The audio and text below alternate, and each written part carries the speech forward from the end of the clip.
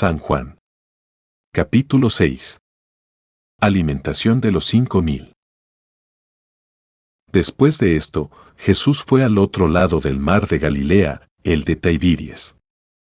Y le seguía gran multitud, porque veían las señales que hacía en los enfermos. Entonces subió Jesús a un monte y se sentó allí con sus discípulos. Y estaba cerca la Pascua, la fiesta de los judíos. Cuando alzó Jesús los ojos, y vio que había venido a él gran multitud, dijo a Felipe: ¿De dónde compraremos pan para que coman estos? Pero esto decía para probarle, porque él sabía lo que había de hacer. Felipe le respondió: 200 denarios de pan no bastarían para que cada uno de ellos tomase un poco. Uno de sus discípulos, Andrés, hermano de Simón Pedro, le dijo: Aquí está un muchacho que tiene 5 panes de cebada y 2 pececillos, mas, ¿qué es esto para tantos? Entonces Jesús dijo: Haced recostar la gente. Y había mucha hierba en aquel lugar, y se recostaron como en número de 5000 varones. Y tomó Jesús aquellos panes, y habiendo dado gracias, los repartió entre los discípulos, y los discípulos entre los que estaban recostados, asimismo de los peces, cuanto querían. Y cuando se hubieron saciado, dijo a sus discípulos: Recoged los pedazos que sobraron, para que no se pierda nada. Recogieron, pues, y llenaron 12 cestas de pedazos, que de los 5 panes de cebada sobraron a los que habían comido. Aquellos hombres entonces, viendo la señal que Jesús había hecho, dijeron: Este verdaderamente es el profeta que había de venir al mundo. Pero entendiendo Jesús que iban a venir para apoderarse de él y hacerle rey, volvió a retirarse al monte él solo. Al anochecer, descendieron sus discípulos al mar. Y entrando en una barca, iban cruzando el mar hacia Capernaum. Estaba ya oscuro, y Jesús no había venido a ellos. Y se levantaba el mar con un gran viento que soplaba. Cuando habían remado como 25 o 30 estadios, vieron a Jesús que andaba sobre el mar y se acercaba a la barca, y tuvieron miedo. Mas él les dijo: Yo soy, no temáis. Ellos entonces con gusto le recibieron en la barca, la cual llegó enseguida a la tierra a donde iban. El día siguiente, la gente que estaba al otro lado del mar vio que no había habido allí más que una sola barca, y que Jesús no había entrado en ella con sus discípulos, sino que éstos se habían ido solos. Pero otras barcas habían arribado de Tiberias junto al lugar donde habían comido el pan después de haber dado gracias el Señor. Cuando vio, pues, la gente que Jesús no estaba allí, ni sus discípulos, entraron en las barcas y fueron a Capernaum, buscando a Jesús. Y hallándole al otro lado del mar, le dijeron: Rabí, ¿cuándo llegaste acá? Respondió Jesús y les dijo: de cierto os digo que me buscáis, no porque habéis visto las señales, sino porque comisteis el pan y os saciasteis. Trabajad, no por la comida que perece, sino por la comida que a vida eterna permanece, la cual el Hijo del Hombre os dará, porque a éste señaló Dios el Padre. Entonces le dijeron: ¿qué debemos hacer para poner en práctica las obras de Dios? Respondió Jesús y les dijo: Esta es la obra de Dios, que creáis en el que Él ha enviado. Le dijeron entonces: ¿qué señal, pues, haces tú, para que veamos, y te creamos?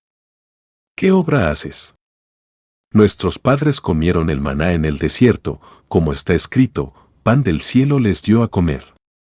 Y Jesús les dijo: de cierto os digo, no os dio Moisés el pan del cielo, mas mi Padre os da el verdadero pan del cielo. Porque el pan de Dios es aquel que descendió del cielo y da vida al mundo. Le dijeron: Señor, danos siempre este pan. Jesús les dijo: Yo soy el pan de vida, el que a mí viene, nunca tendrá hambre, y el que en mí cree, no tendrá sed jamás. Mas os he dicho, que aunque me habéis visto, no creéis. Todo lo que el Padre me da, vendrá a mí, y al que a mí viene, no le echo fuera. Porque he descendido del cielo, no para hacer mi voluntad, sino la voluntad del que me envió.